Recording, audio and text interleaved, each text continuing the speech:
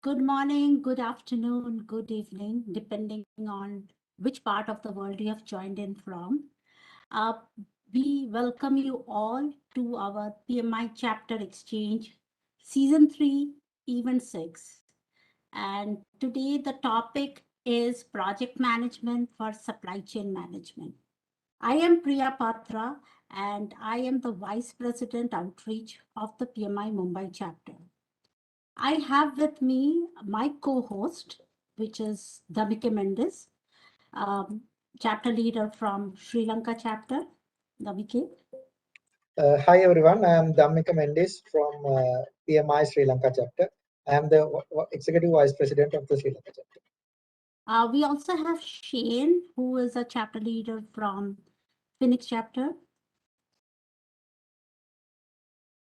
Shane, can you hear us? Shane, are you speaking on mute? Okay, I'm not able to hear Shane. We have Anita, who is our chapter leader from PMI Poland chapter. Hi all, welcome to today's event. And we were supposed to be joined by Robert, our chapter leader from Zimbabwe. Unfortunately, he couldn't make it. Do we have Patrick on the call?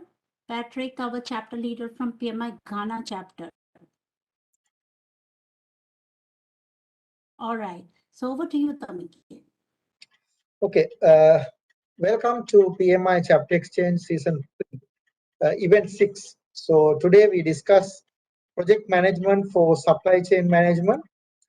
And today we have our PMI friends joining from 23 different PMI chapters from across the globe: North America, Latin America, Europe, Africa, and Asia. So please say hello to each other and continue networking while we get started. Today we are excited to announce we have 1,000+ registrations from across the globe, 60 countries to be precise, from Alaska to New Zealand and all countries and continents in between. So thank you everyone for this warm response to this initiative. So let us know where you are joining from. Please go to www.menti.com and use the code 41084468 that is currently in the screen, and you will receive that from the chat as well. So the meeting is being recorded. If you are uncomfortable in any ways, you may choose not to attend, else you are welcome to continue. Everyone here in this event are speaking on our individual capacity. Our views do not represent our organization's views in any ways. Over to you, Priya. Yes, and it's my pleasure and honor to welcome the guest speaker of the day. He is Roberto, and Roberto Toledo, as you know, is one of the board of the directors of Project Management Institute. He is the CEO and founder of Alpha Consultoria SA, founder and chief learning officer in Alpha PM Consulting, which is headquartered in Chicago, USA. And he is a fantastic speaker, he and a trainer. I have had the opportunity of listening to him in PMI EMEA Congress in Dublin. And I'm sure that today he's going to enthrall us with his inspiring messages. And he was just a little background of his personal life. He was born and raised in Mexico City. Then he moved to Rio Grande Valley in Texas, lived in the USA for 5 years, and then came back to Mexico again. And Mr. Toledo, he speaks Spanish, English, a bit of Portuguese as well. So you can all ask him questions in whatever language you want. And he likes to devote his spare time playing golf, spending time with his family. But he says he's not a very good player. So, Roberto, how are you doing today? Thank you very much for the warm presentation, Priya. It's a pleasure being here with you today. Greetings from beautiful Victoria Falls, Zimbabwe, which is where I'm actually are right now. I'm being part of the PMI Zimbabwe Chapter Congress over the week. It has been my pleasure to be part of this Congress. Very passionate and committed group of volunteers, members. It has been such an experience, and I had the opportunity to speak today. Actually, this morning over here, we are in the afternoon about the different publications PMI does. And one of the topics that we touched on actually was actually supply management. So very relevant topic in our world today. Thank you very much for the invitation. Happy to participate. And you just let us know when we can start. Thank you. Yeah, and Roberto, I truly second what you said. PMI Zimbabwe chapter is also one of the members of this program, chapter exchange program. They are very passionate. Our chapter leader, Robert, is a very, very active volunteer. So I truly understand. I can imagine the experience that you are having in Victoria Falls. Okay, so let us get started on supply chain management. So, Roberto, today's projects are not isolated anymore. And we all know that everything is connected and it's a large ecosystem of supply chain, maybe. So, and there has been lots of disruptions as well in supply chain. So, how do you think that these disruptions are affecting the outcome of our projects? Yeah, very good and pertinent question. And this is actually one of the topics that we were discussing this morning during the presentation that I just told you about. As you mentioned, Priya, our projects now serve goods and services from many different parts of the world very often. We live in a super or hyper connected world, as many people have referred to. So in almost any project, you will have components, members of the team coming from different parts of the world. No project that I can think of that I have been part of recently was sourced completely only from one particular country, one particular region.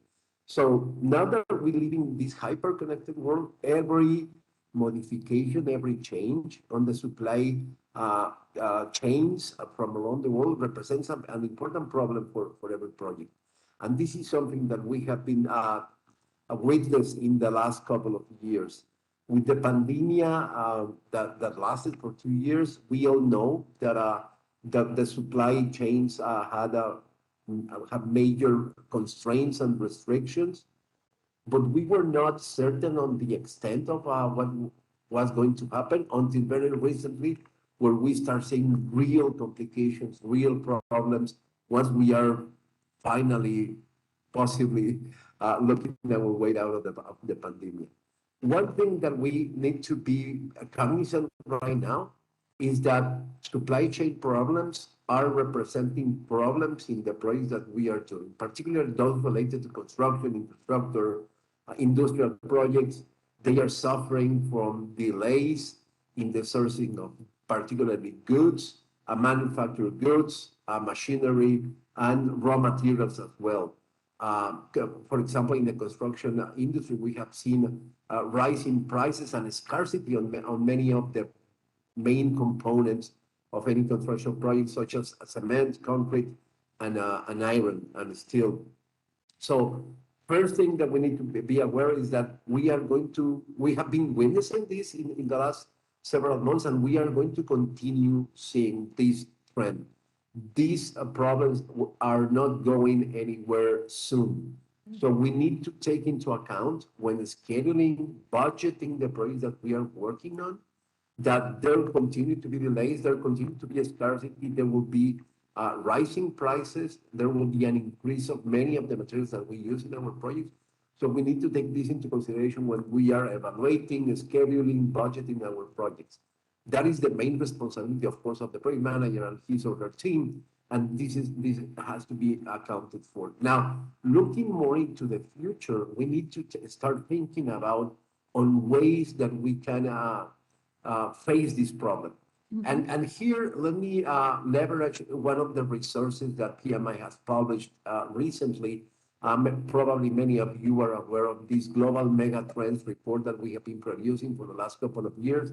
I always like to tell the story that the Global Megatrends Report, in the past, it has been produced by our staff, by PMI staff for many years, but in the past, that result was only for the consumption of internal staff members and the PMI board of directors. But since 3 years ago, if I recall correctly, we decided that this was such an interesting report that we wanted to publish it and make it available to all of our members so everybody can benefit from the information that our staff collects from around the world in terms of how the megatrends are affecting the profession. So now you have this report available for you. For any of those that are not familiar with the report, it is available in our website. You can go to our website, download it. It is freely available, even if you're not a member of PMI. Of course, if you're not a member of PMI, you're invited to join, but you can still access the report.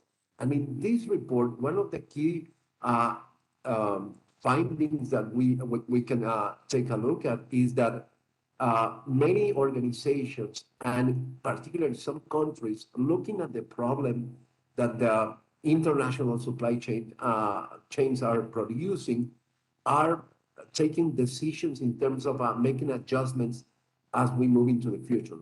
One of the major trends that I have seen recently that I think is very interesting is many companies from many different regions are opting to modify the providers that they use for some of their projects, going with near-shore companies instead of offshore companies. And here I can relate to you a personal example that I've been able to attest in my own country. As you know, my country, Mexico, we are neighbors to the United States. We have a large manufacturing capacity, but in the past 10, 15 years, we have lost a lot of the work that we used to do for the American companies to Chinese companies. You know, Chinese, they are the factory of the world. They produce at much better prices. They are more efficient in producing many of the goods that we consume today that we use for our projects. So many of those manufacturing capacity was lost to China. Well, now what we are seeing is that some of the organizations that rely on these manufactured products are coming back to Mexico because they know that the risk associated with the goods not making it to the right point when you are near shoring rather than offshoring are way lower. And this is only an example of a trend that we are going to see in the near future.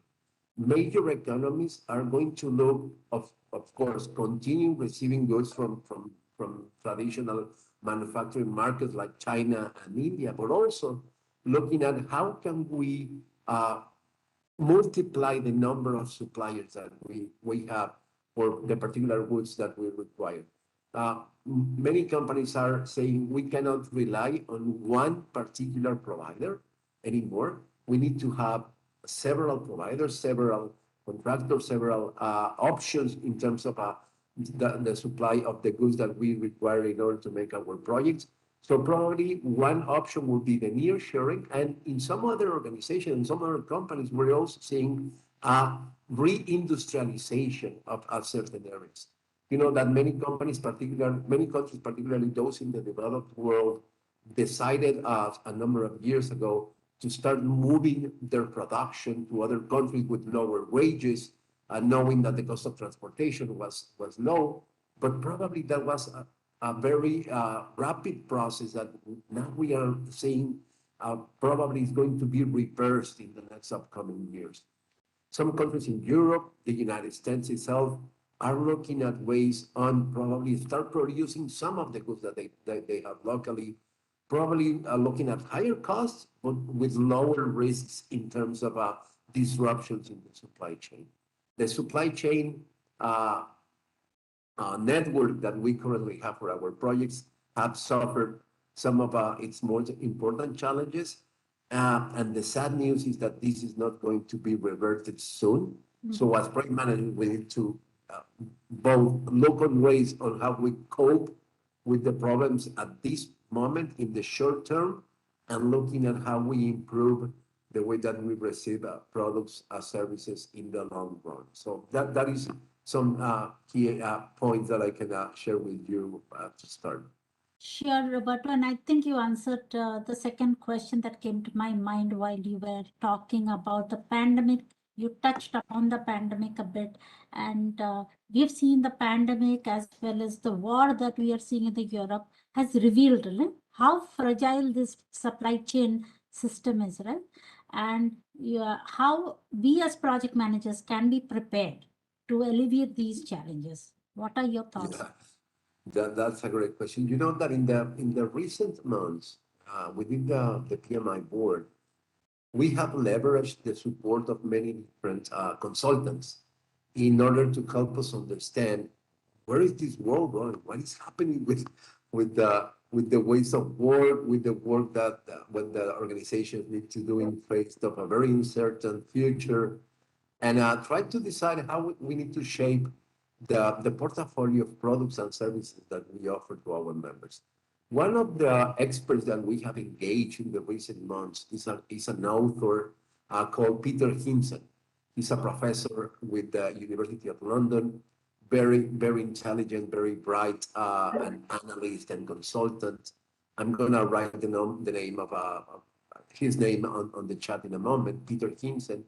And one of the concepts that he shared with us some months ago was that looking at the pandemic and the times that we lived through COVID, many people were talking about the new normality. When are we going back to the new normality? When a certain level of normalcy is going to be back in our lives and in our works. And he came out with a concept that I think is very interesting. And he says, and he shared with us that the new normal is not going to exist. The old normal is gone forever. What we are going to experience in the future is the never normal. You know, we are going to be entering into a world of continuous transformation, continuous shifts, changes that are going to modify how we do work and how we do projects. So looking ahead into the future, looking at what we are experiencing right now, we have the war in Europe, you know, the sanctions against Russia, and which has produced an scarcity on oil and gas all around the world, producing inflation in many countries. So we are going through another disruption as we're speaking, where we are still not seeing the end of the COVID pandemic, but now seeing a major problem because of the war in Europe between Russia and Ukraine.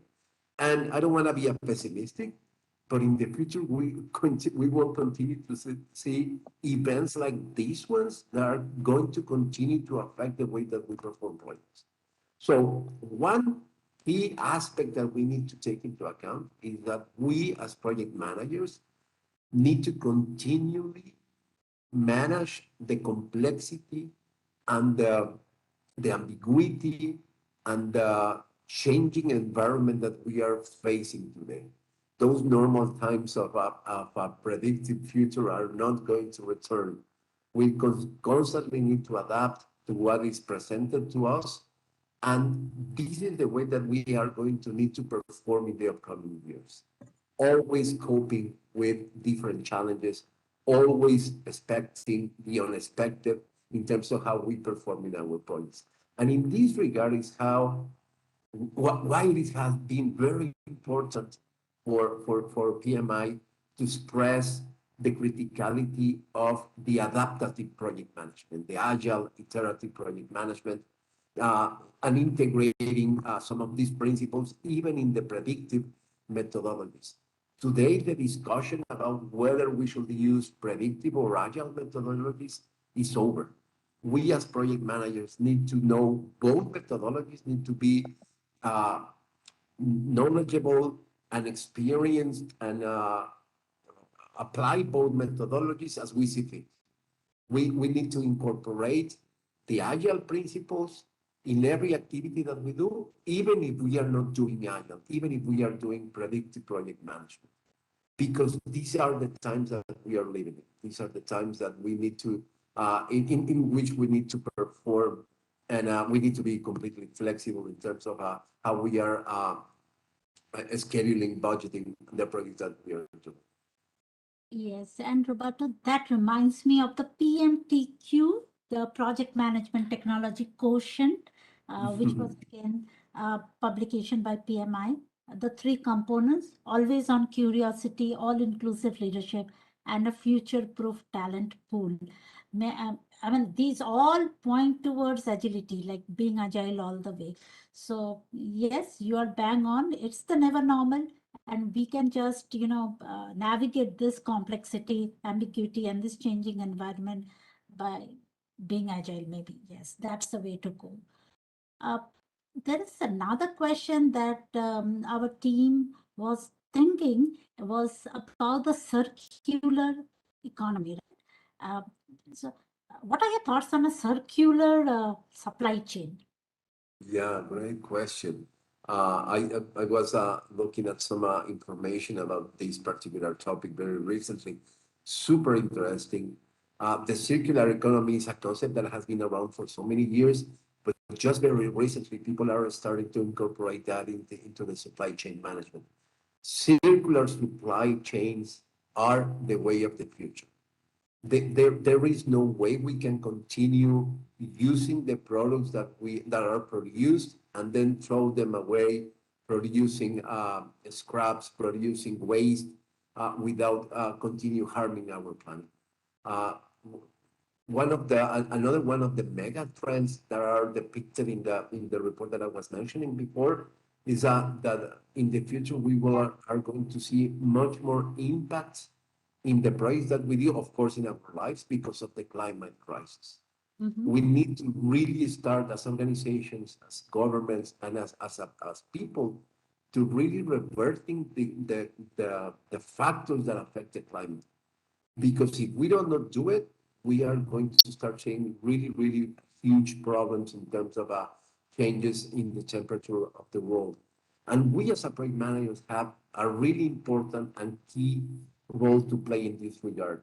And I would say on one side, think about incorporating uh, environment friendly and actions, specific actions in every project that you do in order to reduce the impact you have on the environment. On the other side, of course, we are going to start seeing much more projects devoted specifically to reduce the impact of our organizations, our industries in the environment. But on the third side, which is relevant to the conversation that we are having today, let's start thinking about circular supply chain.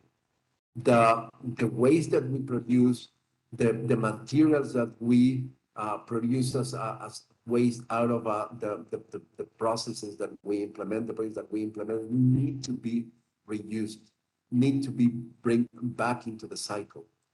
The concept, it is basically using the the used product that we don't they don't have a good life anymore as a scrap materials for new for new raw materials in order to produce the same products that we are using. There's a couple of examples. Probably you have heard some of them recently, but one very known example is that of the companies that produce running shoes like Nike and Adidas. They have been starting to collect old shoes in their stores. These old shoes are then scrapped into pieces, and those pieces are used to produce new shoes. Also, in many countries, my country in particular, there has been a continued effort for so many years to use the plastic bottles that we discard after having our water, having our sodas, in order to produce new bottles for the same products for water and soda. This is the way of the future. This is the way that we need to look at the supply chains and the way that we need to look at all the projects that we do.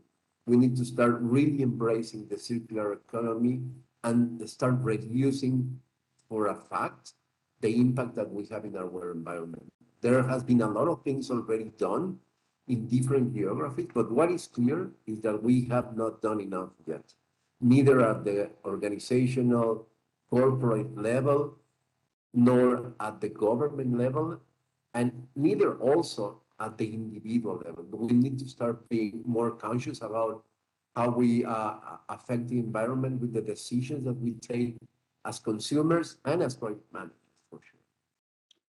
So it is all about thinking about circular economy and everything that you do. Start from yourself first, and then you may have to, you expect from others. So very good thoughts, Roberto. And the one more question I think you've already touched upon, PMI guidance on supply chain project management. Do we have any such guidance like certification or some thought leadership on supply chain project management? Not a certification yet, not that I'm aware of. uh, is it likely that we see something in the future? Probably, but I cannot tell you specifically. I cannot attest specifically about it. Let me say one brief thing there. We are aware that certain industries have specific requirements in terms of the processes, methodologies, practices, skills that need to be applied on that particular industry. And PMI has set itself on the path of developing specific offers for those industries. The first one, actually, we can talk about two. We can talk about transformation, digital transformation, or an organizational transformation. You know that PMI has delivered a certain number of resources there, courses and micro certification for organizational transformation. Very interesting set of courses. I'm actually doing the first one on organizational transformation, and I have found it very, very useful. And we also have developed a set of courses and certification, micro certifications again, for the construction industry. So those were the two major industries where we are doing something as an organization initially. Are we going to see something for the supply chain management in the future? Probably, but again, I'm not sure. For now, the resources that you can find from PMI in relationship to supply chain and the relationship between supply chain and project management are basically thought leadership content. I mentioned one, which is the Mega Trends report, the Global Mega Trends report. There is very interesting information there. Please be sure to go and check that one. There's a lot of information about what I just talked. Actually, some of the key points that I share with you today, I took those points from that report. And from the other report that we produce every year, the Pulse of the Profession, there is certain information about the supply chain management and disruptions in that report as well, the Pulse of the Profession 2022.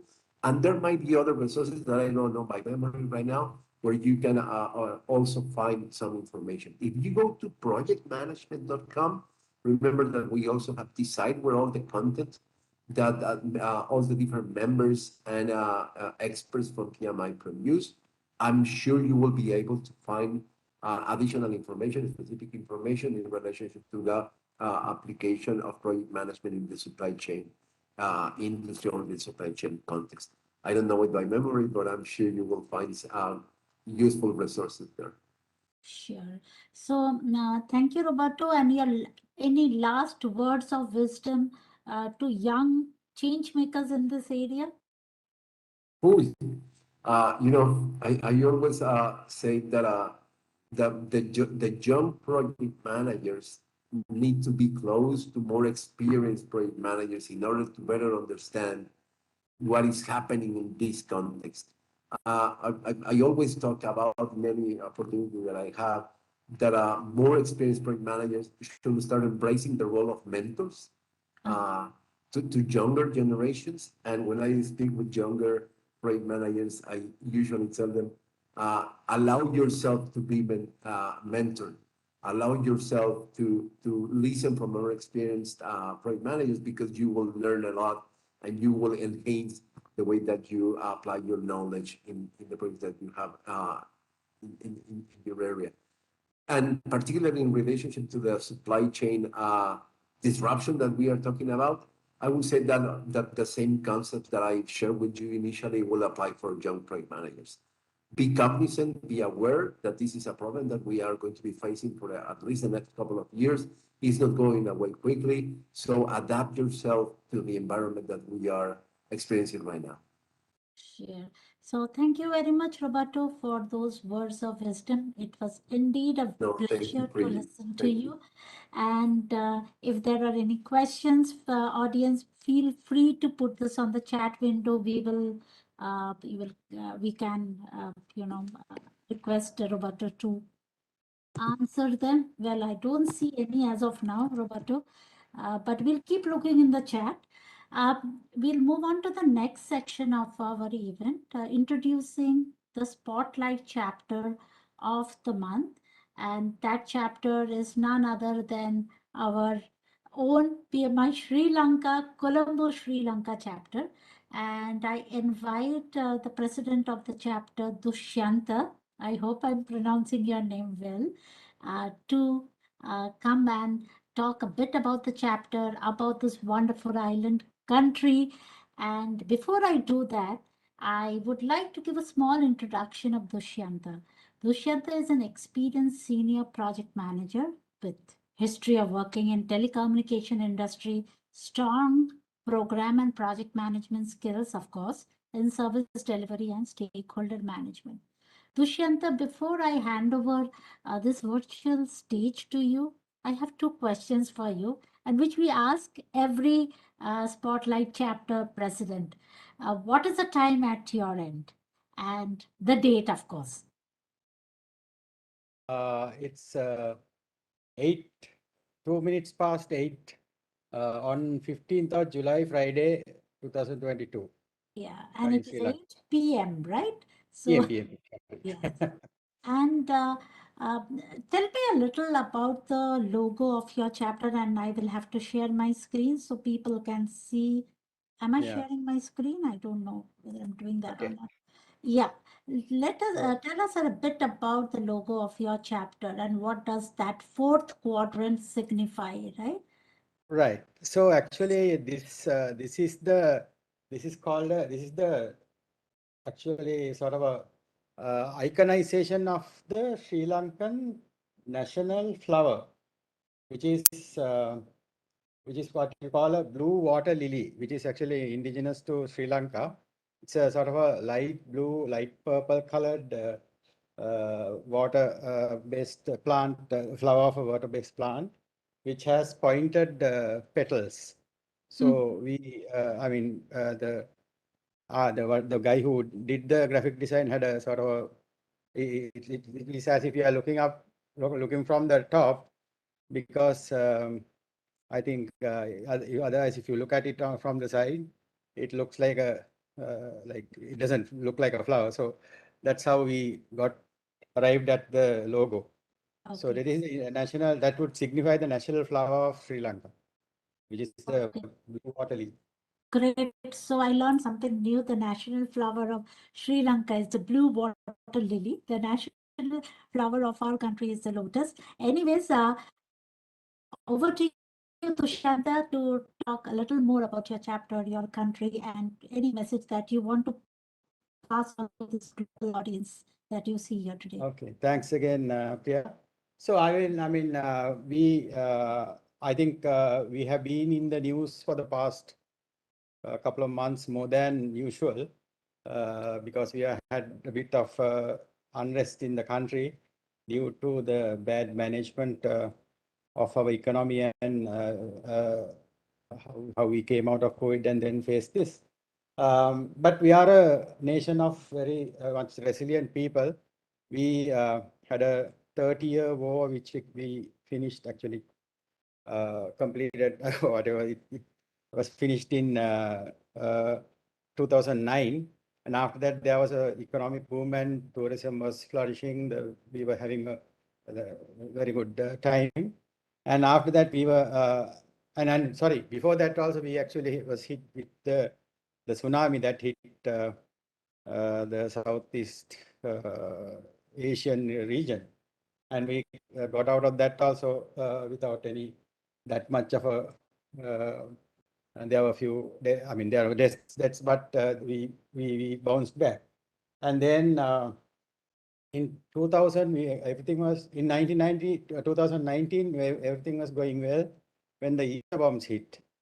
And then again, there was a huge hit on the tourism and And even I remember those days,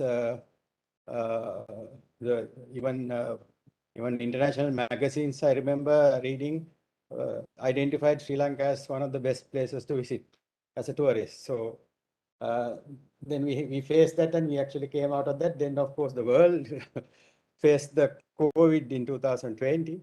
And that also actually, we as a nation, we actually faced quite well, I would say. But where we went wrong is actually the management of the economy by the politician was not that great. So by the end of the when you were finishing COVID, we have spent most of our foreign reserves, and the income that we got from foreign income that we got from expatriate workers and exports actually stopped. I mean, dwindled, and to add to the insult to injury, the Ukraine war was also there. Was one of Russia and Ukraine now one of the key importers of Sri Lankan tea. So that we had that kind of hit also. But we are a resilient people. I think after about 100 days of almost 100 days of peaceful protest, the president actually resigned yesterday, and they are on Monday they are going to convene the parliament and appoint a new president. Hopefully, things will turn around. I think I saw today also a lot of investors are interested. People are sort of coming back to Sri Lanka. So hopefully, within a couple of months, we will bounce back again. So thank you, Patra. See you. Yeah, sorry. So yeah, thank you, Dishanta, and we really hope all the best for the people of Sri Lanka, and we hope everything comes to normal soon. All our best wishes. And with this, I would like to invite Anita, the session moderator of the panel discussion today, and let me introduce her to you. And Anita is our chapter leader from PMI Poland chapter. Anita, like all of us, right, is a project manager.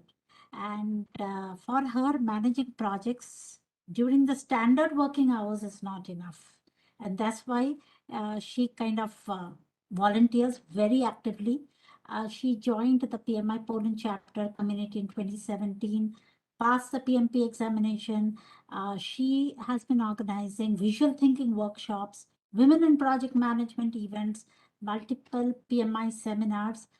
She also served as a project manager for the conference Psychology in Business and Project Management, which witnessed around 300 participants. And in 2018, she received the award of the Volunteer of the Year in the Best Team Member category. Soon she became the marketing director of PMI workflow branch in 2020, and that's where we met as part of this PMI chapter exchange team. And currently, she is striving towards improving customer experience, which has led her to role of vice president membership, which she is performing very well since January 2022. She lives in Poland with her husband. She enjoys hiking, playing board games, and drinking Colombian coffee. Okay, so we do have. I think Jose, you are joining in from Colombia. Is that right? Or it? So Yes. I'm Peruvian, but actually I'm in Colombia working. Yes. And Today I will back to Peru. okay, great. With this, I hand over the session to Anita to start our panel discussion. Very critical topic: project management for supply chain management. Yes, thank you, Priya, for a nice introduction. Hello, everyone. Good morning, good afternoon, good evening. I'm joining from Poland, from Wrocław to be precise. Cześć, Edek.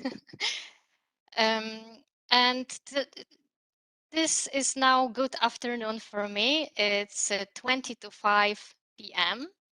Friday. I'm very happy to be with you today, and it's a real pleasure to moderate the session today. And dear audience, we already asked, where are you from? Please also let us know in the chat whether you are with us for the first time or maybe you are a regular participant. That would be really nice to know. And especially we warmly welcome everyone who is with us for the Hello, cześć. I can see that lots of people know some words in Polish. So today, quite complex and challenging topic. And our team did a really great job inviting real experts in the field. And I would like to introduce each and every one of them. So we have today with us Jonathan, John, Erlanga, and Jose. And I will be now calling you by names. If you could please tell us where are you connecting with us today, and what is your industry or sector background. And maybe let's start with Jose, please. Okay, thank you, Anita. It's difficult names for me today. Well, hello to everybody. I am Peruvian, but actually I in Colombia working for a cosmetic industry. My experience at the beginning was in Coca-Cola, but now I work in a company called Jambal. Jambal is a company of that produce cosmetic and jewelry products. We have plants in Peru, Colombia, and Ecuador, and business units in 9 countries in Europe and USA. So, well, it's for me a pleasure to share with you, and thanks for the invitation. Thank you so much, Jose. Erlanga, could you please tell us where are you connecting from and a little bit about your background, please? Thank you. Hi, everyone. My name is Erlanga. Came from Indonesia, Jakarta, the capital city. Now it's 9:43 p.m. in Jakarta. It's a little bit late. I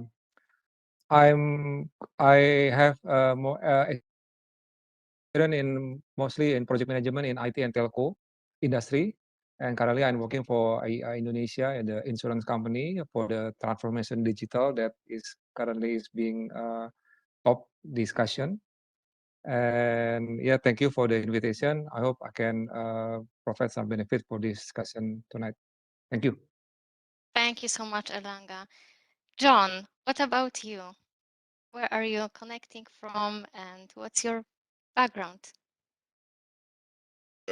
And I'm connecting you from Scottsdale, Arizona, which you probably will more relate to Phoenix, Arizona. And a little interesting discussion is it's 111 today, so it's early in the morning. I have a very interesting background, and then I actually started supply chain program management as a combat officer in the Air Force. And then after I got out, multi-industries, onshore, nearshore, offshore, even space, part of the space platform, space shuttle program. And currently I'm working with an Indian company where we do consulting in all aspects of robotics, you name it, factory automation. And I'm just pleased to be with the team today. Thank you, John. And Jonathan, what's the time for you now? Where are you connecting from? And what is your background, please? Oh, it is 14:44 hours GMT. So it's still so hot here in the afternoon. Anyway, so I'm Jonathan from Ghana, and I am an electrical instrumentation engineer by profession, and now an IT project manager, building data centers and executing IT infrastructure projects, for now across Africa, right? So that is a little bit of me. Thank you so much, Jonathan. So, dear audience, please use this unique opportunity to ask questions in the chat to our panelists, and we will be closely monitoring them, and we will do our best to answer as many as we can today. And I would like us to kick off with the opening question. So it is the following one. What are the transformations you are seeing in supply chain management area, and how does that impact our projects? And if we could maybe start with Jose, please.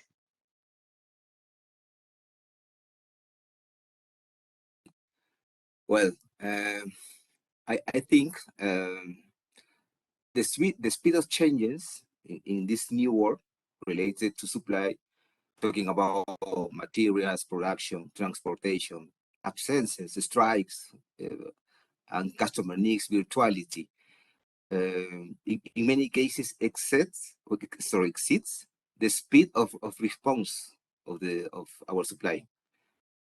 And if we talk about, for example, new products, of launching of new products, we depend of the lead time of the suppliers, we depend the lead time of the construction malls, building some infrastructure to develop some kind of product, raw materials. So the impact this new war is very important to consider in our projects. And I think the most important is the risk management today for reach the target, the challenge of the project. Mm-hmm. And Erlanga, what is your point of view? What are the transformations you are seeing in supply chain management area? There is a lot of transformation that we can see now in the supply chain activity or in the supply chain area. First is the digital transformation. Yeah, a lot of company currently is working with the new technology like the sensor on robotic. I think to speed up all the activity like that one. It can be also in the logistic or can be in the services company. And the other transformation is also in how the sales channel now change, yeah, from the traditional one and currently using internet, everything for like B2B, B2C, yeah, for the selling. So that too, and the third is the customer expectation is always change. Yeah, they want to have everything fast. So. For example, like they want like information for tracking any delivery item and everything. They want the information like that one. So that's three of example that currently is also running in the transformation of in the pitching. I think that one. Mm-hmm. Yeah. John, would you like to add anything from what Erlanga and Jose already said? I think one of the interesting ones that I'm seeing in transformation is not only from the US, but nearshore and offshore, is what the labor model is going to look like as far as are they in the factory, are they virtual and whatever. And a lot of companies now are trying to understand if they're going to have an automation model and how that will that impact their workforce and how will they would train them. And then also, what I've seen too is instead of the old traditional model is you go to just your source of supplier, they want you to drill down as far as you possibly can all the way down to the raw materials, which is sort of against the old best practices. But now you have to virtually know what the total extended supply chain is and how each one impacts it as you try to really, in some cases, guess what the delivery is going to be of the product these days. Mm-hmm. And Jonathan, anything from your side to add?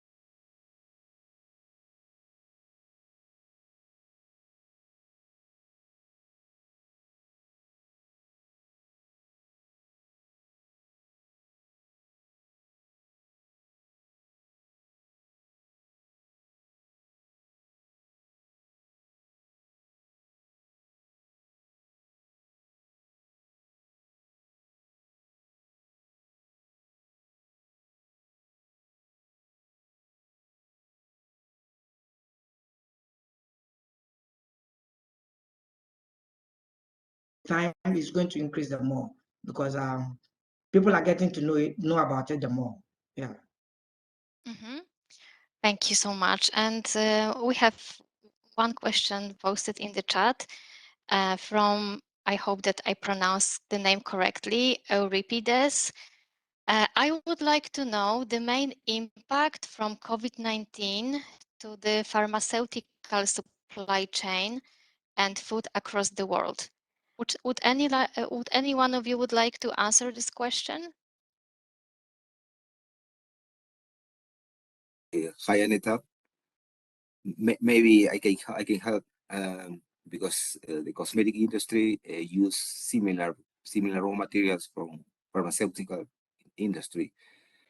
And at the beginning, when we launched the new vaccines for COVID-19, some industries migrate the production for several customers to the production of vaccine for COVID-19.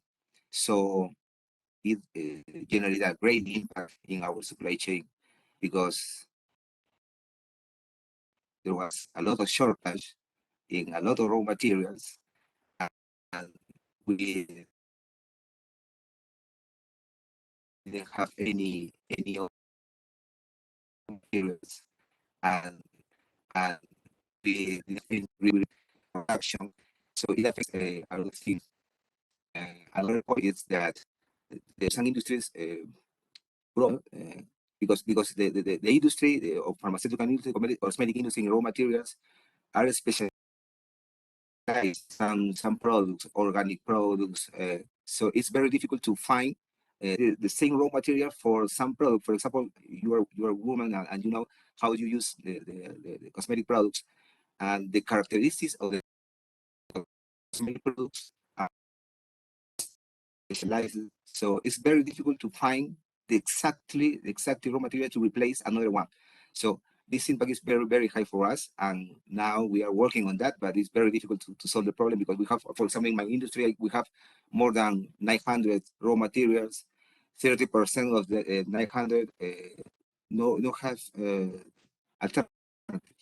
So this is an impact for us. I think I can help with my answer. Would anyone from our panelists would like to add something on top of what Jose mentioned? Okay. Well, So, I think that the one other thing you need to also note is there's some of these challenges affecting the pharmaceutical industry are also common to most of the other industries, right? Industries, and I'm doing this because we also have quite a big pharmaceutical industry in Ghana, right? And this is by locals, right? Now, what you realize is that much of the problems they may be getting probably may have come in from the COVID pandemic. However, it also brings to bear the opportunities in the pharmaceutical industry. And you realize that it is difficult for one particular country or nation to have all that it takes to produce what they want to produce by way of pharmaceuticals. So obviously, they may also have the opportunity to depend on other nations. However, what you realize is that the problems with supply chain disruptions, like the delays in freight and increasing freight prices and all these things, continue to plague the pharmaceutical industry in a place like Ghana. Thank you so much for your insights.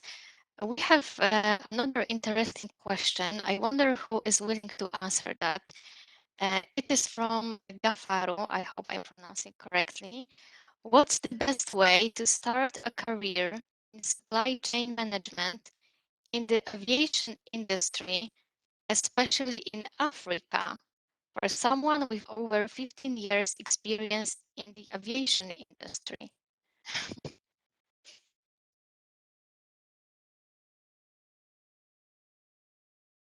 So we have Jonathan, are you? Somehow, are we able to answer? Well, I think that he's already in the aviation industry. So it's just a matter of learning better what we do from the other departments, right? I will give my life as an example. I mean, being so flexible as I started my working life, first electrical engineer, I went to the field, practiced for just about 2 years, and was all of a sudden pushed me into instrumentation. Right. You can say you can do, you're an engineer. So all of a sudden you need to start looking for books, you need to start looking for industry experts in instrumentation to learn from. Some will help you, mentor you and all that. Now with all of these, I think that the easiest way out today is to look for, why? Because now for someone with 15 years experience, I'm not sure you would want to be employed as a beginner in any new field, right? So you may have to first of all look for the professional certifications. Of course, that will be able to make you grounded in the particular environment you want to enter. Whichever the case may be, I'm pretty sure that with no experience but so much knowledge, you would have to start some way, somehow from the ground and let others teach you, right? Particularly in this new endeavor you want to enter. And I'm pretty sure it's just a matter of time. The more you do your best, the more others will also be willing to give to you and teach you the more, right? And it's just a matter of time. You are going to achieve your aim in this new field. Thank you so much. Another interesting question from Bayo from Nigeria. What can be done outside legislation to drive recycling behavior as a material source for manufacturers that use plastics and nylon, thereby reducing the menace of waste? I wonder what Erlanga has to say about that. And we cannot hear you, Erlanga. Yeah, Sorry. okay, sorry. It's quite difficult for me to answer this one. Yeah. Okay, outside legislation, so I mean, I think normally company got incentive to do something in order to make them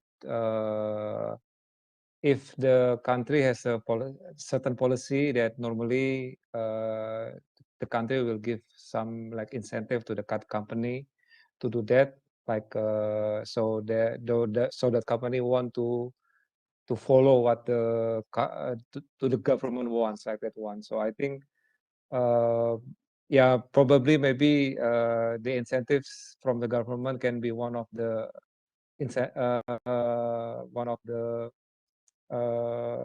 formula that can drive company to follow that recycle issue, like that one. Okay, that's my answer, Anit. Yeah. Thank you. It is very difficult question, I would say. Would any of other panelists have some ideas? I think that what can be done outside legislation would definitely have to come from the top. Why am I saying so? It takes years for many people to build a culture, right? If it is not coming from the top, it becomes very difficult, especially when it is also outside legislation. I think that the leaders and opinion leaders and societal leaders of whichever environment we are talking about will have to pick this and drive it through and through. That is the easiest way out.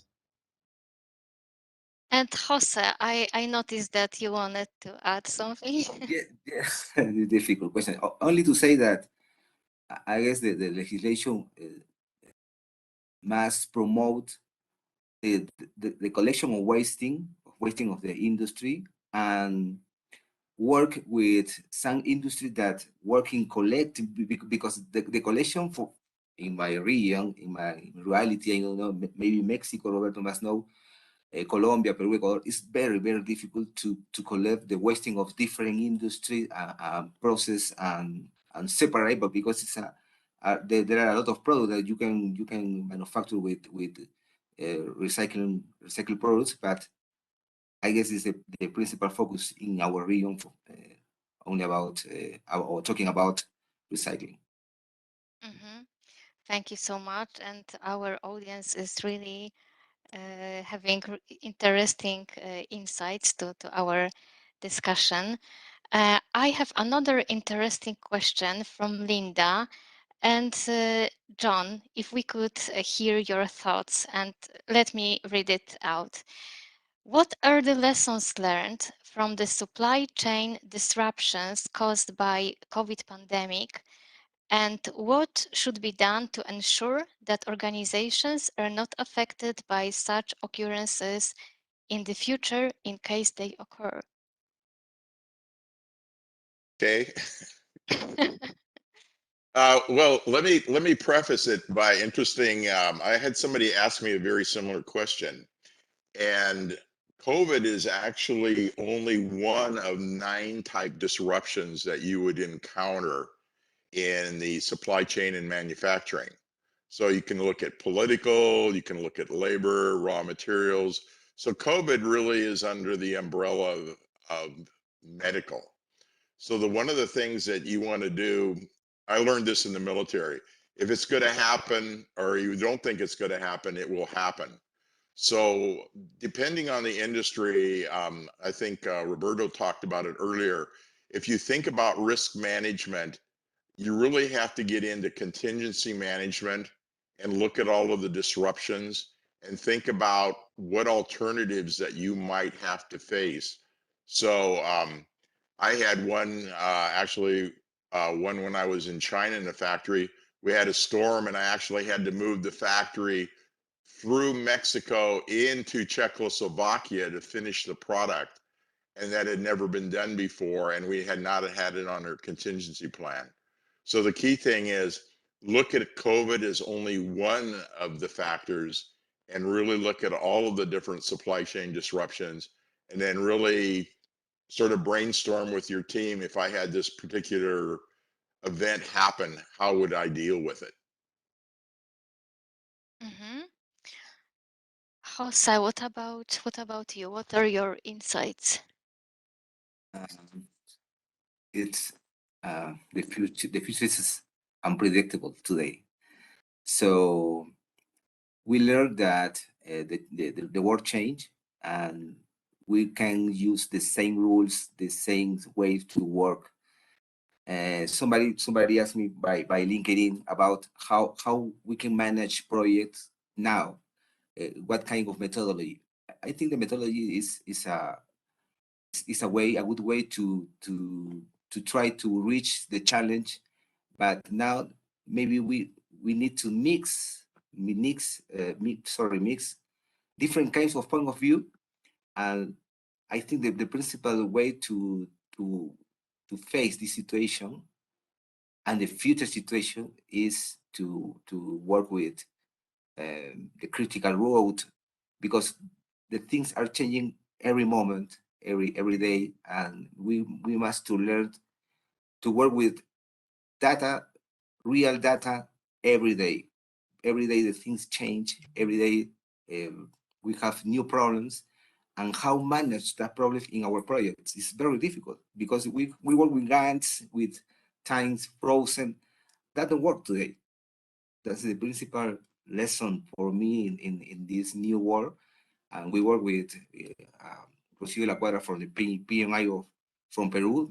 She works with us in Jambal, so she knows what I'm talking about. Now it's very difficult to reach the challenge, but we are working on that and prepare new way to work using technology, RPIs, EDIs, etc. We need to connect all the stakeholders in the supply chain fast, very fast, because information is flowing very high, and speed very high. I find this question very interesting, and I would like all of our panelists to answer. So just for Erlanga and Jonathan, what are your lessons learned from supply chain disruptions caused by COVID? Erlanga, what are your thoughts? The lesson learned is we see that everything suddenly changed. Yeah, like the logistic capacity decrease, and then the production supply also get delay. Maybe due to the decrease of the logistic traffic and channel like that one. And then that's impact most of the company in the manufacturing industry, because they want to looking for the raw material, but they cannot get because of the supply is decreased, and also the logistic transportation also decreased. That the lesson learned that. So I agree with the John that we have to do the risk assessment for that one. Yeah, preparing what to make sure that if happen, some mitigation and contingency has been prepared. But I believe in the end there will be no optimal decision only, because depend on the company whether they want to be reactive or to be conservative or what, to see the risk in the future, to ensure that kind of the impact like COVID will not happen again to the company. That's my answer. Yeah. Thank you so much, Erlanga. And Jonathan, what are your thoughts? I think that apart from the risk management option, we have come to also learn one big lesson, especially for many organizations. What we saw was that many organizations didn't have a business continuity plan. Right. Now, for the few who even had, right, still a chunk or a sizable amount of those people who had the business continuity plans had nothing to do with supply chain management. Right. So we realized that though there were business continuity plans in place, they were hovering around IT, they were hovering around the major operations of the institutions. So the moment there was a hit in the supply chain industry, this became more like a surprise to many organizations, right? They saw it coming but couldn't do anything. Many countries are on lockdown and all that. Well, I think that one of the major lessons to learn from many of what we saw is that institutions and companies should include much more of business continuity plans around supply chain management. And I think that is also very crucial. Yeah. Thank you. And now I have some question about career path, and I think it might be something that John would like to advise us on, how to become supply chain management project manager, and can project manager become supply chain manager? It's an interesting question, because it depends on where you sort of like where you are in your career. I actually started in supply chain, and then one day I was elected to be the program manager, and I said, I don't know what that means. And so I went to schools and learned. As far as a career path, it's probably one of the most exciting and challenging sort of dual career paths that you have today. I'm very strong in both areas, but I see my program management skills sometimes take precedence over my supply chain expertise. So I would say take the opportunity to look at where you can utilize that within your company, and I think you'll be surprised. Um, you're starting, I just did an interesting Google search, and right now in the USA, I can't speak for other countries, there are over 21,000 specific supply chain PM positions open, from entry level all the way to the executive level. So this is a number, and I've been around for a while. I'm one of the seasoned or experienced one, and I'd say this is the largest number I've ever seen in my career. So I think the opportunities are there. And as we're all talking, the more you have in transformation going on, the more that you're duly qualified, and particularly in supply chain, and program management, I think you're going to have a very unlimited career path right now. Thank you, John. Has anyone of our panelists would like to add something to that?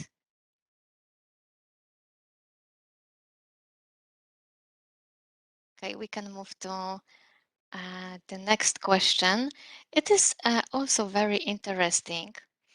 As a project manager, are we supposed to handle supply chain as a different department, or should it be under the PMO department? What's the best practice? Lanka, do you have any experience? Okay, supply chain actually is very, very wide. Yeah, you think from inbound to outbound. Yeah, to inbound to the production and to outbound. So this is should be, for my opinion, and my experience, should be under the CEO. So this is quite different with the PMO things. Yeah, we manage everything, the flow from inbound to manufacturing to production and then to outbound. And the PMO is different thing. Yeah, PMO is how to manage the project start to end. But the supply chain is continue operational management happen every day to manage your forecast, to manage your actual plan and actual like that. Yeah, that's my opinion.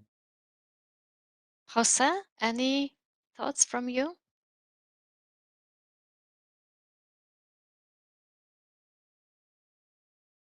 And I cannot hear you. I didn't catch very well the. I'm sorry, I didn't catch very well the Okay, let me. objective of the question. The objective of the question. As a project manager, are we supposed to handle supply chain as a different department, or should it be under PMO department? What's the best practice?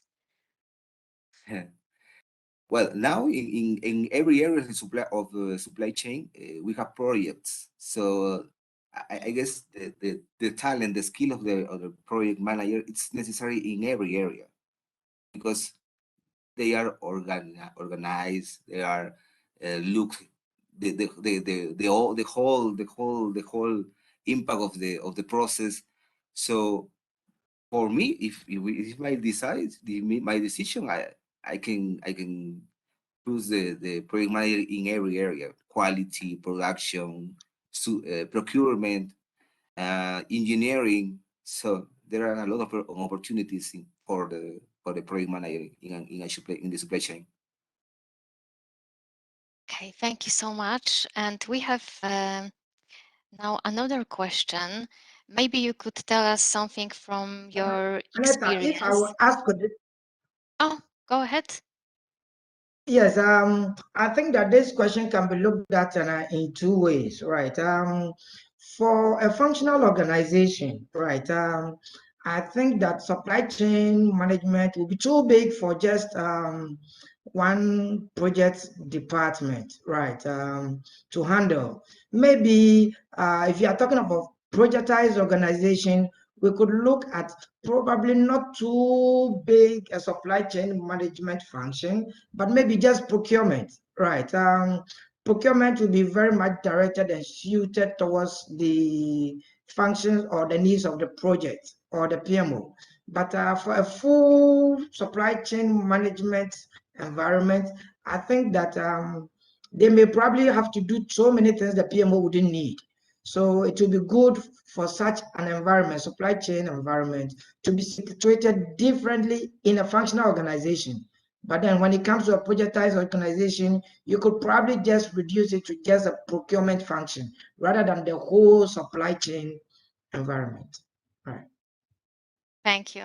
Thank you, Jonathan. Another interesting question.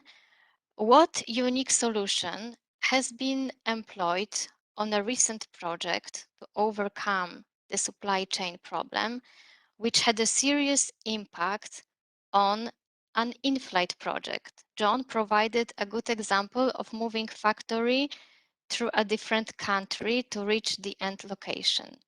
Do you have any other examples? You asking me? Uh, If we can start with you, John, if you have another interesting example. Well, yeah, I think one of the interesting ones, if you look at supply chain 4.0, is the use of 3D printing, that you're now seeing it in the multi-industry. But I'm currently working on an aerospace defense company project. And what I'm seeing is a lot of them are embracing 3D printing as a way to shorten the supply chain, where they're actually printing parts because of the aged aerospace industry and the aircraft, where they're actually using special new alloys now to actually print the material in literally days versus literally weeks or even months. Mhm. Thank you for that, John. And our panelists, do you have any other examples that we would like to share? Well, so let me also give another example of a company whose CEO I had opportunity to engage. Right. This is a company in Ghana that does fruits. Right. And they export more than 99.5% out of the country to all the 5 continents of the world. Right. So you can imagine that in Ghana we consume less than 0.5% of their products. Right. Now it happens that the COVID pandemic brought so much hit because much of and again more than 90% of the raw materials all of a sudden seem to be coming from other places outside Ghana. So the easiest way out for management was to gradually situate the companies closer to the raw materials, just to be able to cut off all the disruptions from the supply chain industry. Mhm. Thank you. And another question is related to rising energy prices. Let me read it. What impact will rising energy prices have on the length of supply chains?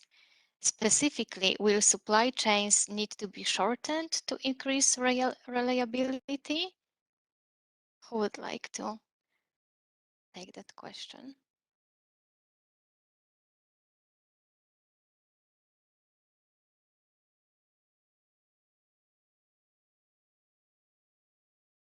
Jose, I can see you're smiling. Do you have any thoughts about that? Please, could you repeat again the question? Yes. What impact will rising energy prices have on the length of supply chains? Specifically, will supply chains need to be shortened to increase reliability? I work in planning. I work in planning in supply. My core is planning, and work with 3PLs and 4PLs. So the question is how we can solve the problem that is an external problem, the transportation, for example. How can manage the actual situation. Now we have the port in Hamburg stop. Lufthansa, for example, cancel the flights for July and August. How you can manage that situation? And only the only way I see is how we can plan the supply, but how can we integrate the demand of our products and try to build a real end-to-end of our supply chain, consider the final product and the beginning of the supplier, because it's very difficult to control all the situation, all the actual situation. And if you need in short times to be able to manufacture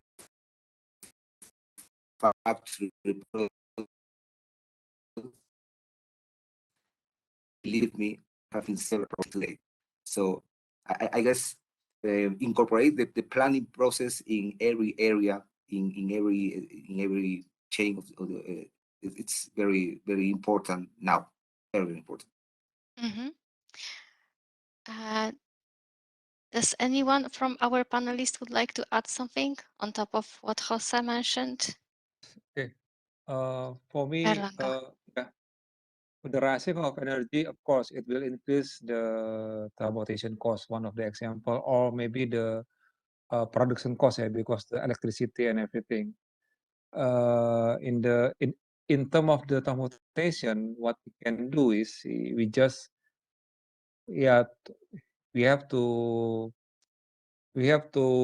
make optimal transportation. Maybe we focus on the rather than on the road, we focus on the railway, maybe on the sea rather than road, like that one. And then delivery in the optimal capacity also, So with the big truck, don't use the container, everything like that one. So that's one of the solution that we can do if the if if if the energy is rising, and then it will be direct impact to the transportation cost as well as the production. So that's one of my view. And Jonathan, do you have some thoughts about that? I think that not much on this. Okay, so there is another question from the chat. How is the gap for communicating data exchange between organizations like producers/manufacturers to vendors and vice versa for managing the extended supply chain and automating them? And there is another part of this question. What is the rate of software adaptation in this area, so in communicating data exchange, for small to larger industries? Is there a gap or a need for this sort of adaptation?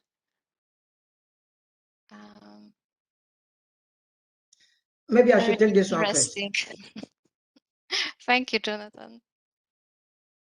Okay, so from what we see and hear in the news and read, if you are talking about most of these industries in the first world countries, it's so easy for the startups to easily embrace these technology solutions, all right, for them to be able to handle supply chain better, right? In any case, the advantages of using technology vis-a-vis IoT, that is Internet of Things, AI, artificial intelligence. Some are even using drones and robots and all that, right? The advantages are enormous. However, it's a two-edged sword, right? What you also realize is that in the third world, for instance, we see so many companies now, especially from where I'm coming from, that are willing to embrace this opportunity using technology. However, it has become an albatross around their necks. Some have been able to go through this transformation for over 2 years and are still trying to automate the whole supply chain operations through and through. So I think that the gap is wider from our part of the world. And of course, I think it depends on the posture of management, right? But for the first world countries, I think it's so easy because the opportunities and the options are many. And of course, cost-wise, they are cheaper there, right? In our part of the world, the factors are just too many to make it so expensive to embrace. Talk of freight, increasing freight prices, talk of inflation that is now jumping over the roofs and all that, right? So I think the gap is wider in third world countries, and for that matter, the startups. If you're talking about the bigger organizations and the global ones, I think it's easier. Okay, thank you. Okay, and what about other panelists? Would you like to add something on top of Jonathan said about communicating data exchange? Yes, hi Anita. In my experience, where we are working with RPA, trying to collect the information from suppliers, from 3PL, 4PL. The challenge is just to design the solution. I'm working on that. But another problem with the communication is how you can manage the risk, because you have new problems before, and maybe this before, and this kind of you have to manage and collecting for the data and put in your system. So we are working on that in Matrix to try to standardize the kind of problem that we have in several stakeholders and try to put in our system in order to manage the planning process, the production, the export products to our business unit. So it's an interesting challenge, but I like it to work on that. It's very interesting. The gap, there's a gap and a lot of opportunities. Mm-hmm. And John, I think in your industry, data exchange is critical. How do you Yes, see and from your perspective? so one of the interesting things that current project I'm working on, we're actually acting as a neutral interface between a top global company and our suppliers, and we were specifically hired to be neutral so that we hear both sides and try to put what we call value solutions together. One of the things that I came up with that I would share with not only the panel, the team is, because I've been in multi countries, the more visual that you can make your communication, the more that you're going to get an exchange going on. And I give my experience to one Japanese company that I worked with. They had a hard time communicating.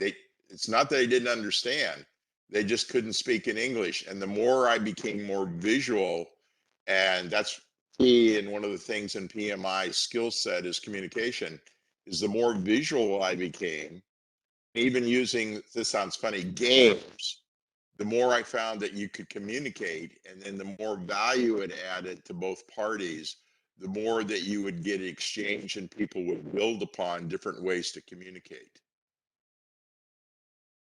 It's very interesting. Thank you, John, for that perspective. Erlanga, what about your industry and data exchange between organizations? Okay, data exchange is always interesting, yeah, because I believe every unit in the company, every department, sales department, and then procurement department, production department, they have their own data, maybe probably. So and then my experience is I've been working as a supply chain in one of the manufacturing company.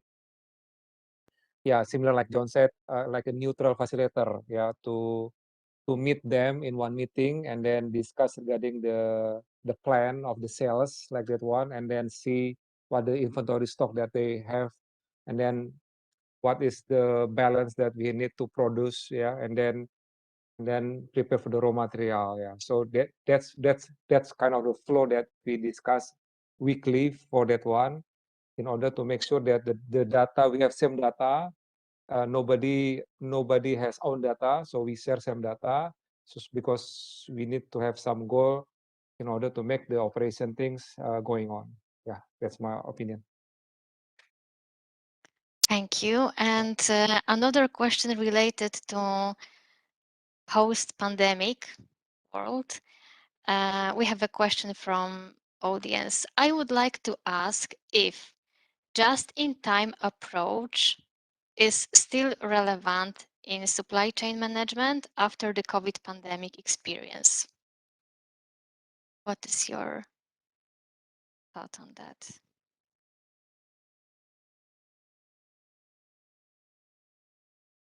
So I think I can take this.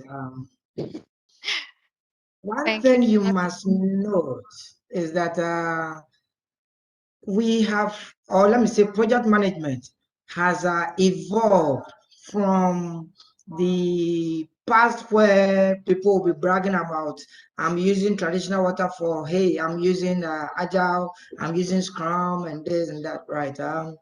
I think that the PMBOK 7th edition teaches us one lesson, and that is hybrid project management, right? All in all, the most important thing you should have always at the back of your mind as a project manager is the value you are delivering.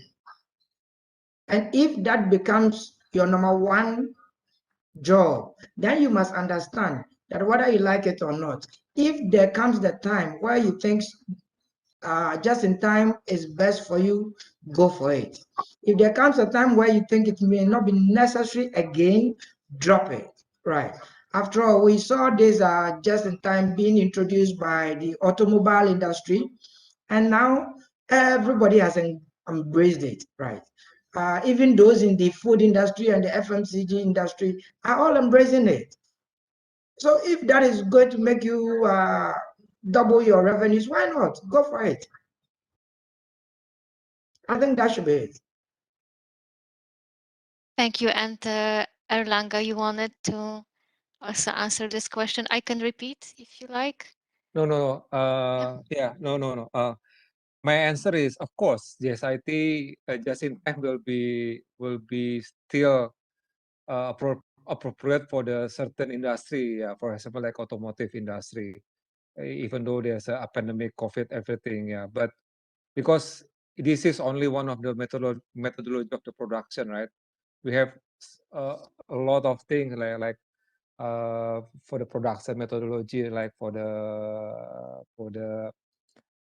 for the airplane industry, for the shipyard industry, there will be different methodology used for the production like that one.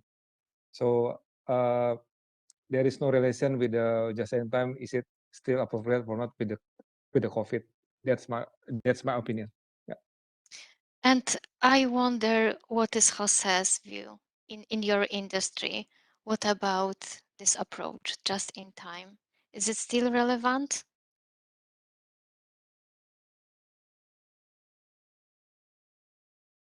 I cannot hear you yet. Yes, yes. Yes. We've never really worked with Uh-huh. just in time, yes, because remember, well, Yambal is located in Colombia, Ecuador, Peru, but several raw materials came from Asia, Europe, North America. So it's difficult to manage that situation. Before, maybe it's near because we control the inventories, our coverage for a month or 2 month maximum. But now it's very difficult to work. So I think just in time, please wait for now. This is not the moment. It's not the moment for. We need the stocks. We need React because the sales now, the behavior of the customer is different today. The virtuality and the several channels put a new challenge for our industry. The behavior is very difficult and the forecast accuracy is very low. We have 65% of forecast accuracy. It's low level for comparing with another industry. It's low. So try to imagine how to manage the supply chain for with working with a forecast accuracy in that numbers. It's very difficult. Yes. So just in time, see you again someday. And John, I wonder what is your view on the next question. It is from Kobina. The business environment is evolving very fast with technological advancement. How is supply chain strategically placed to cope with fast evolving pace? I'll take a different view. I help drive businesses with supply chain. So the key thing is that it also looks at the perspective of the industry you're at. Supply chain, I've seen it as high as 93% of the revenue. And so the key is, what is supply chain going to add value to? And then how, based on the product too, is how is this going to contribute to the business? And then how much, this happened in one company. I was actually given 100% of the entire IT budget for supply chain. And so we came up with, listening to some of my other panelists, we came up with 13 agile projects, and we actually met all of our business goals. And another one was in this was interesting, a medical one, and we were growing, get this number, 40% a year, and we never missed a surgery. And it was all because we had to look at an integrated supply chain solution and new factors as far as data exchange, new equipment and that with our suppliers, as well as, this sounds funny for some of the purchasing people, but ask your supplier what their thoughts are. Too many times you'll see these silos and they're not reaching like we're doing right now to our suppliers and say, what help do you need? What do you need to come up with a solution? And maybe we can go back as much as maybe get capital for you or come up with some way to enhance your system in that. And I've seen it being happening a lot more since COVID. Mhm. Thank you, John. Would anyone like to add something to that? How Um, yeah, go ahead. Yes, I think that one very important thing we must all pick from this forum is the magic, what I was calling an earlier on the two-edged sword, right? The magic that IT or technology is bringing to all other industries. Look, it is either you take it or leave it, right? Whether you like it or not, it is disrupting every industry. Now, with supply chain management, what you realize today is that technology is fast disrupting it by taking so many of the traditional things we used to do and transforming it all. And it comes with so much advantages, right? You have things like I remember I was handling a project last 2 years on a company that wanted to change. I mean, the whole idea of the project was to double the revenues, right? That was an audacious KPI, right? And we realized that we could easily do this using the transformation of their supply chain operations, right? So right from the manufacturing stage through to the customer, the company wanted to have visibility on everything that happens, right? The losses, the gains, the problems, and all that. And you could only do that with technology, right? Now, things like asset tracking, inventory management, fleet management, Internet of Things, and all that. They have come to stay in supply chain management. And the truth of the matter is that if you look at the ROIs, if you look at all the financial math around it, right, they are all in favor of technology for supply chain. So whether you like it or not, there's more to come that we have not even seen, right? The ERPs and all that are all coming in strong. And supply chain has no other choice than to embrace technology and IT. Thank you, Jonathan, so much. Yeah, Aneta, Asa, go ahead. I think it's very important to now to have a roadmap of IT in supply chain because it's true. There are a lot of new solutions that the software propose, but we need to be clear that what we need align with the strategy of the company. Yes. After that, you prioritize what kind of product you need to buy and implement. But the challenge for our companies to reach the new technology is the data. How you can put data, the right data, and build the data, and the data is always the true in your system. This is a challenge because all the system work with new scenarios, have new tools to work and decide fast than before. But if you don't have data, internal data and external data, you can use the tool as you need. So this is for me the principal challenge for before thinking a software. because before thinking new technology is how to manage the data in your company. You can reach, you can solve the problems. All the processes are controlled, all the process collect data in the system of opportunity. We don't know. So that is a challenge for me in that point.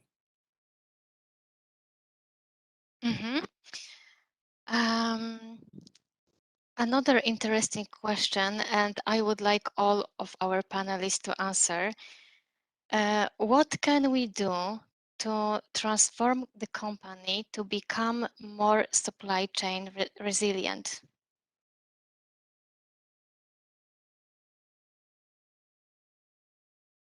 Erlanga, have some thoughts how to make more resilient supply chain?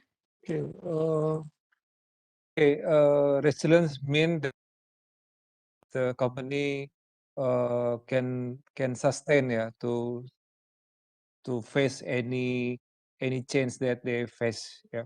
So I think the resilience is the easy one is to make sure you have stock, yeah, and the buffer of the stock of the finished good, yeah, that close to the customer, yeah. So the customer understand that you are exist, the company exists, or your supply is exists. If the customer want to get your product, then they can get the product easily. Then the second thing is, yeah, try to make your manufacturing or production network wider than you have, because by having such that one, you can close to the customer, and then also you have to maintain your supplier also. Maybe you have a factory in certain city or in other country, that you have to make sure that you have a proper supplier for that one. Make sure you have a good manufacturing network for that one. And the second thing, also to make sure that you have a multi-sourcing, yeah, as a company. So you don't just get one supplier for certain component or certain raw material of your product. If something happened to the supplier, there will be problem for you. So probably you have to consider have more than one and two supplier for that one. And then yeah, that's 3 points for me to make your company for the resilient supply chain. Yeah. Thank you, Erlanga. Yeah. John, what about you? What interesting in the area that we are in Phoenix, we're seeing unprecedented growth because of just geographics. And it's interesting in the discussion in JIT, if you look at the early model, in the semiconductor, we're seeing plants moving in here, and they're actually setting aside industrial areas adjacent to the factory to put their suppliers as close to them as possible. So that's the old that's the actual sort of the roots of the old JIT Japanese model. And then one of the things, and I would say, is ask your supplier is what do they need? What do they need to be resilient to supply you? Too many times we don't drill down to the levels that we need to and ask our suppliers. So what do they need? And it's going to be varying by different industry. You'll see different ones by different industry. I've seen a tremendous impact to the life sciences as well as the food industry. So what new models might be out there? Because like you said, we're evolving. So you've got to really open your mind up to new solutions and really look for, like we've said, what value it's going to be. And then I've been in companies before where they would even do loans to small businesses if that's what they needed to do. So you've got to really rethink your business and rethink your supply chain, all the way from multi-sourcing to geographics. So like we're hearing, because of energy, we might have brownouts or blackouts this year.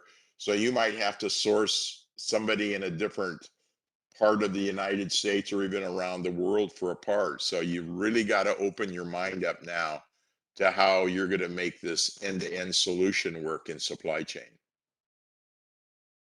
Thank you so much, John.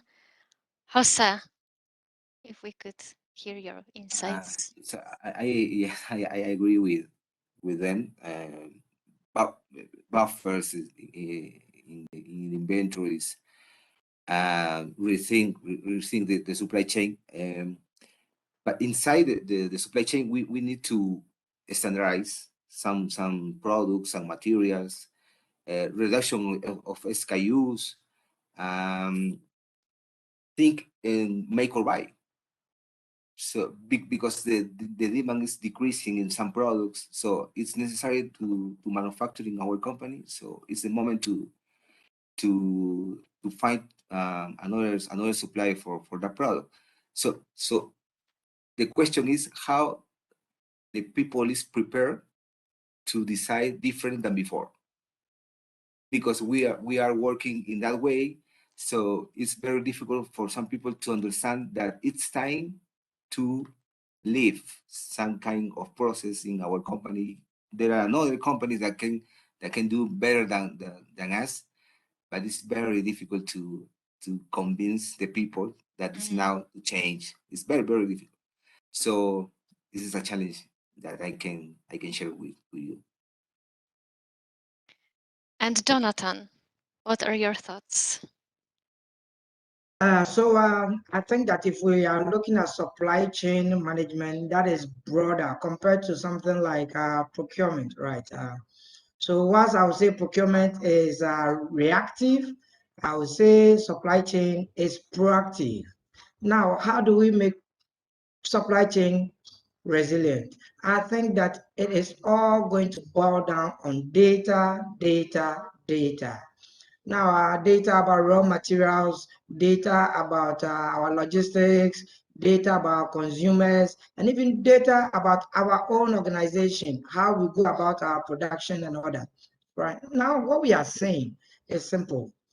Going forward, we understand that COVID-19 and many of these things that have come up now. Now we have monkeypox, we have what the newest one that just came in. What is it that they call it? Is it whatever virus it is, right? These things are giving us opportunity to learn some lessons that we need to stop the old ways of doing things and embrace the newer ways of doing things. Because I'm sure, like we learned earlier, we are not going back, right?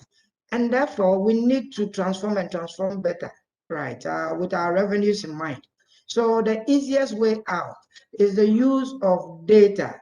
Why? Because many organizations have so much data outside and inside their companies that they don't use. And with this data, you should be able to come up with your suppliers' body posture. You should know how they react to your emergencies, for which reason you may want to look for more reliable ones as plan Bs. In the same way, the consumer is also changing in attitude. Of course, also influenced by COVID and all these other pandemics coming up, right? So, sorry, you realize that even to be able to know who our consumer is today, we need to learn from the data we already have. And these are some of the opportunities of companies have to use, right? Thank you so much, Jonathan. And that was actually the last question to our panelists. Jose, John, Erlanga, and Jonathan, thank you so much for your insights. It was really interesting discussion. I will have to read the chat later on because it was buzzing and I could see that our audience was very interactive discussion. They were really engaged, and this is what we always strive for.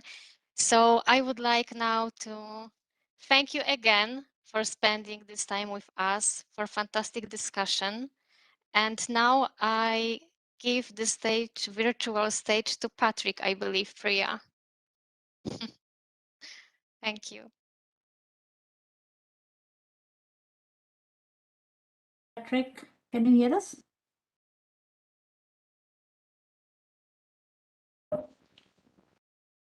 Yeah, hello.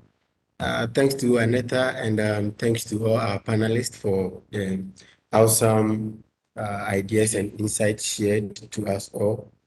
I believe we've learned a lot, and I'm just here to give a bit of recap to some of the points he made right from Roberto Toledo's presentation to that of the panel discussion.